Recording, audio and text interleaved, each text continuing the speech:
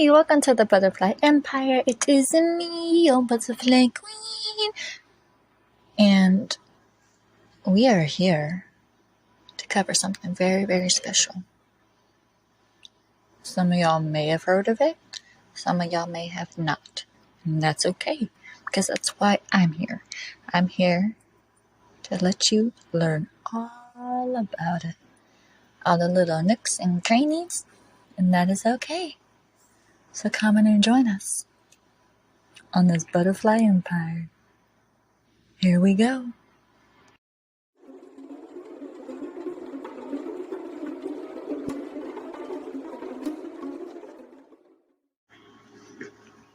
Hello, everybody.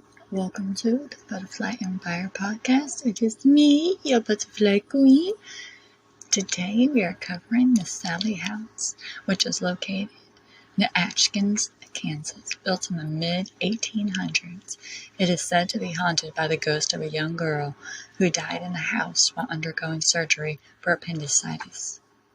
You know, the story gained national attention after it was featured on several paranormal shows.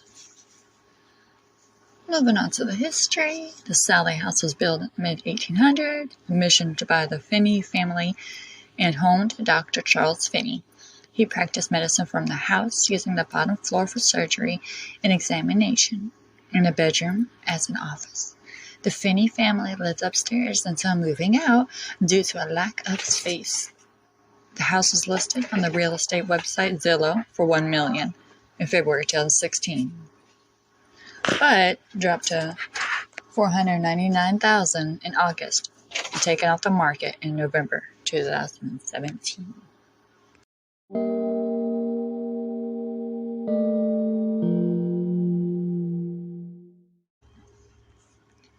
It is believed that in human presence, demons will allegedly present themselves in the form of a human. The reason for this is that they acquire energy in schools to feed, and they do not do so by appearing in the form of children, which is why you'll most likely hear a lot about a little girl named Sallie throughout this whole episode. But the house was built in 1867. 4 deaths has occurred due to natural causes since then. Michael Finley died in 1872. Richard Edward Finney died in 1874. Charles James Catherine's father of Kate Finney died in 1874, and Angus Finney died in 1939. The Finney family lived there until 1947, and the house has been owned and rented by a variety of people. But the Pickman's Sallie House.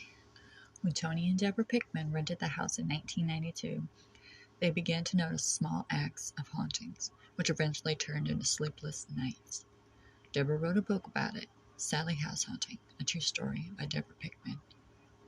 According to the book, the incidents could have been dismissed as faulty wiring and pranks, such as lights flickering and dimming themselves, the dog in the house standing or crying or barking for several minutes outside the bedroom, which later became a nursery. The haunting soon became more persuasive, and their newborn baby would wake up every hour. This incident was described by Deborah as if somebody was playing with them. Their neighbors would question why they had the nursery room lights on all night with the baby sleeping. This surprised Deborah, who always turned the lights off.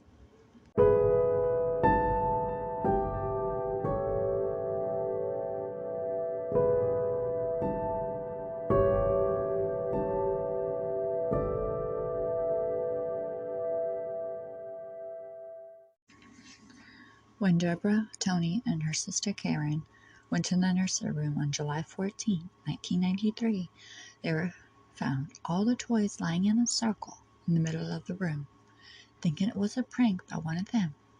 So they packed the animals back, turned the lights off, and went downstairs. When they returned to check on their newborn baby, they discovered that not only was the light on, but one of her toys had fallen to the ground. They did not waste any time after that, packing their belongings and leaving the house to stay with Tony's parents. As they were leaving, Tony felt a sharp sting in his back. And when lifting his shirt to look, they discovered the scratches on his back. Tony felt a sharp sting in his back as they were leaving.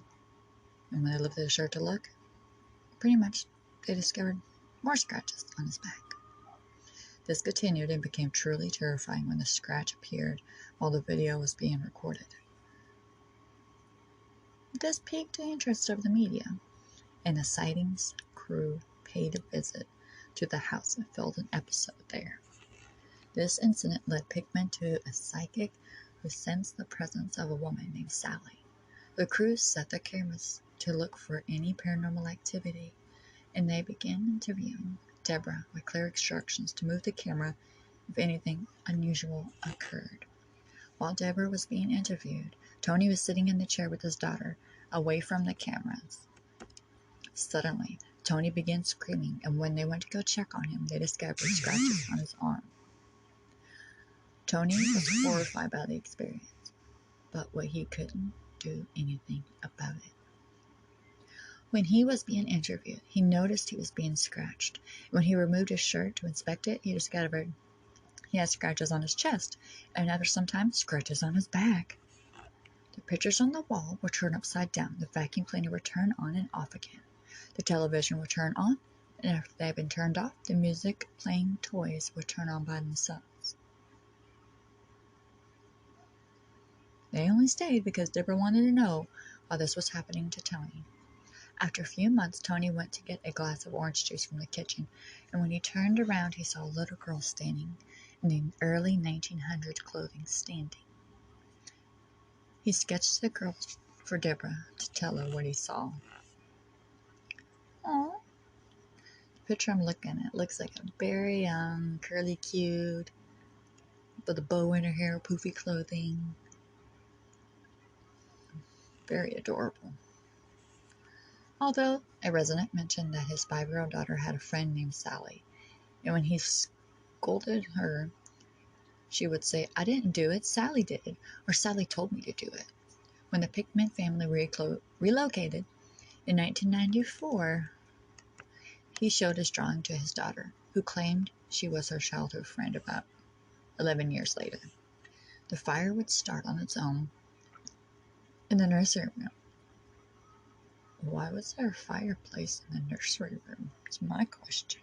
The heck? Yeah, that's safe. And Tony would constantly complain about hearing someone scratching through the wall as if an animal was digging its way out. He later admitted that there was a time in the house when he couldn't think of anything positive and wanted to slit Deborah's throat.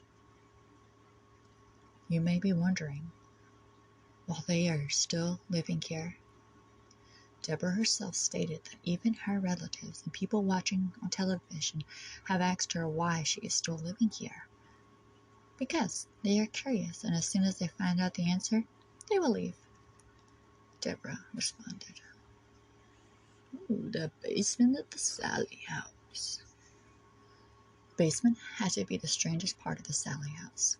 It has a pentagram on the floor that Les Smith, the owner of the house, discovered after the Pickmans moved out.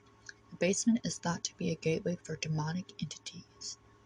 Visitors reported hearing footsteps from the basement when nobody was present. Peter James, he was a psychic, went to go visit the Sallie House a while ago.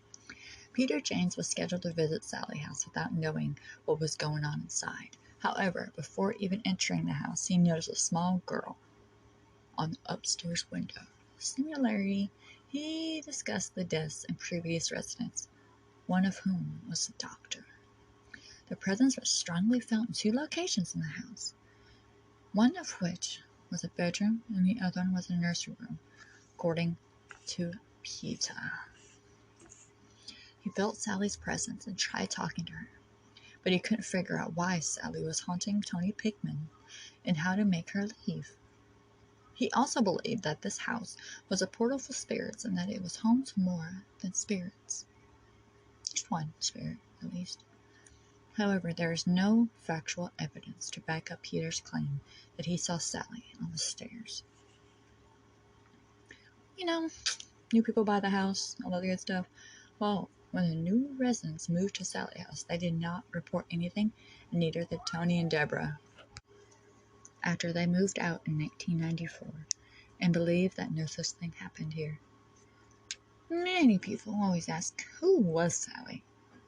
When researching about the previous residents, there used to be a woman named Sallie living nearby. So what was she doing in that house?